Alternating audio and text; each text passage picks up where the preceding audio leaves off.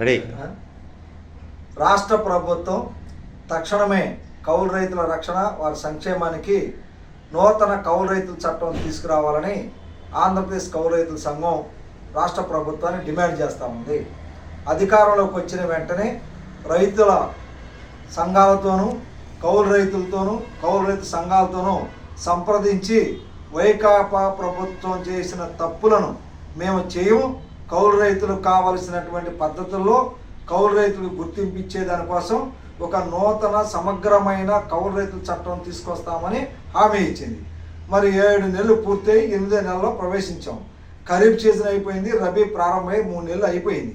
కానీ ఇంతవరకు కూటమి ప్రభుత్వం ఎన్నికల సందర్భంగా చేసిన హామీ కానీ వాగ్దానాలు కానీ ఏ ఒక్కటి రైతాంగాన్ని నెరవేర్చలేదని చెప్పి స్పష్టంగా అర్థమవుతూ ఉంది.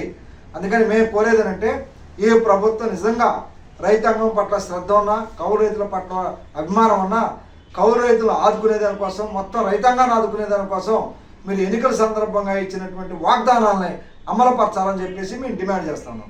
మొదటి అంశం ఏంటంటే ఈరోజు రైతు భరోసా స్థానంలో అన్నదాత సుఖీభావ పథకాన్ని తీసుకొచ్చారు.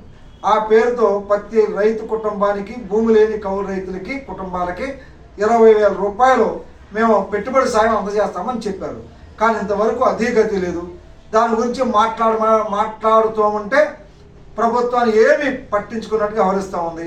మొన్న జరిగిన అసెంబ్లీ సమావేశాల్లో దీని గురించి 10,800 కోట్ల రూపాయలు అవసరం ఏది మన అన్నదాత సుఖీభావ పథకానికి. కానీ కేటాయించింది 1000 కోట్లే. అంటే ఈ సంవత్సరంలో అన్నదాత సుఖీభావ పథకం రైతాంగానికి శటకోపం పెట్టి పద్ధతే మనకు అర్థమవుతూ ఉంది.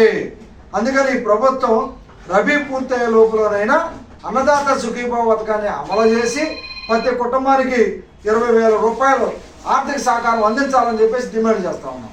రెండో అంశం తనఖా రహిత పంట రుణాలు ఇస్తామని చెప్పేసి కేంద్ర ప్రభుత్వం చెబుతూ ఉంది. ఆ మేరకు రిజర్వ్ బ్యాంక్ ఆఫ్ ఇండియా ఆదేశాలు కూడా జారీ చేసింది. మరి మన రాష్ట్రంలో ఎక్కడా తనఖా రహితమైనటువంటి పంట రుణాలు, తనఖా రహితం అంటే హామీ లేని పంట రుణాలు ఇచ్చిన పరిస్థితి లేదు. ఈ రాష్ట్రంలో 9 లక్షల మందికి కౌలు రైతులు గుర్తింపు కార్డు ఇచ్చారు. పంట రుణాలు ఇచ్చింది ఎక్కడా లేదు. నిజంగా ఈ ప్రభుత్వం కౌలు రైతుల పట్ల ఏమాత్రమైనా చిత్తశుద్ధి ఉంటే తక్షణమే హామీ లేనిటి పంట రుణాలని రబీలోనైనా కౌలు రైతులకు ఇవ్వాలని చెప్పేసి మేము డిమాండ్ చేస్తూ ఉన్నాం. మూడో అంశం ఖరీఫ్ సీజన్లో పంటల బీమా ప్రీమియం ప్రభుత్వం చెల్లించింది. కానీ రబీలో మేము చెల్లించలేము, రైతులే మీరు చెల్లించాలని చెప్పేసి రైతుల మీద భారాన్ని నెట్టేస్తూ ఉంది. ఏ రూపంలో చూసుకున్నా ఈరోజు రైతాంగం పట్ల తీవ్రమైనటువంటి సంక్షోభంలో కూరుకుపోతే వాళ్ళు రక్షించే దానికోసం ఒక విధానం లేదు, ఒక ప్రణాళిక లేదు. ఈ 8 నెలల కాలాన్ని మనం పరిశీలిస్తే 280 మంది రైతులు ఆత్మహత్యలు చేసుకున్నారు. ఇందులో 90% కౌలు రైతులే. మరి వైకాపా ప్రభుత్వంలో ఒక్కొక్క బాధిత కుటుంబానికి 7 లక్షల రూపాయలు ఎక్స్గ్రేషియా ఇచ్చారు.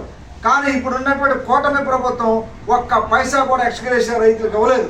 కౌలు రైతుల్ని, రైతుల ఆత్మహత్యను గుర్తించే దాంట్లోనే కూటమి ప్రభుత్వం యొక్క వైఫల్యం స్పష్టంగా కనపడుతూ ఉంది. జనసేన అధినేత పవన్ కళ్యాణ్ గారు అధికారంలో లేనప్పుడు ఆత్మహత్యలు చేసుకున్న కుటుంబాల దగ్గరికి వెళ్ళి పరామర్శించాడు. తన సొంత నిధుల నుంచి 1,00,000 రూపాయల చొప్పున బాధిత కౌలు రైతు కుటుంబాలకు ఇచ్చాడు. మనం చాలా సంతోషపడ్డాం వీళ్ళు అధికారంలోకి వస్తే రైతాంగాన్ని ఆదుకుంటారని. మరి ఇప్పుడు 8 నెలలు అవుతున్నా 280 మంది రైతులు ఆత్మహత్యలు చేసుకుంటే ఒక్క కుటుంబాన్ని పరామర్శించింది లేదు, ఒక్క పైసా కూడా ఇచ్చినటువంటి పరిస్థితి లేదు. అందుకనే ఈ ప్రభుత్వం ఒక చెప్పాలంటే మాటలు చెప్పి గురిడి కొట్టించి గారిడి చేసే పద్ధతిలో కనపడతా ఉంది. ఇప్పుడు చంద్రబాబు నాయుడు గారు ఆర్థిక పరిస్థితి బాగోలేదు అంటున్నాడు. ఎన్నికల ముందు ఆర్థిక పరిస్థితి గురించి చంద్రబాబు నాయుడు తెలియదా? 14 సంవత్సరాలు ముఖ్యమంత్రి చేసిన ఆయనకి ఏ సంవత్సరం ఎలా జరుగుతుందో, దాని ఖజానా ఏంటో, డబ్బులు ఏంటో తెలీదా? అవన్నీ పక్కన పెట్టి అధికారంలోకి రావటమే పరమావధిగా నిర్ణయించుకొని అబద్ధాలు చెప్పి భ్రమలు కలిపి ఈరోజు నా వల్ల కావట్లేదు, ఆర్థిక పరిస్థితి బాగోలేదని చెప్పడం అంటే ఇది తప్పించుకోవడానికి మార్గం తప్ప మరొకటి కాదు. అందుకని ఇప్పటికైనా ప్రభుత్వం రైతాంగానికి ఇచ్చిన హామీలు, కౌలు రైతులకు ఇచ్చిన వాగ్దానాలని అమలు చేయాలని చెప్పేసి మేము కోరుతా ఉన్నాం. ఫిబ్రవరి 2వ తేదీన గుంటూరులోనే లింగం భవన్లో మేము కౌలు రైతుల విస్తృత సమావేశం, కౌన్సిల్ సమావేశం నిర్వహిస్తున్నాం. అప్పటికి ప్రభుత్వం ఎటువంటి స్పందన రాకపోతే మేము ఒక పోరాట కార్యక్రమాన్ని రూపకల్పన చేస్తాం. ఈ ప్రభుత్వం మెడలు ఉంచేదానికోసం వెనకాడబోమని ఈ ప్రభుత్వాన్ని మేము హెచ్చరిస్తా ఉన్నాం. నా పేరు పి జమలయ్య, ఆంధ్రప్రదేశ్ కౌలు రైతుల సంఘం రాష్ట్ర ప్రధాన కార్యదర్శి.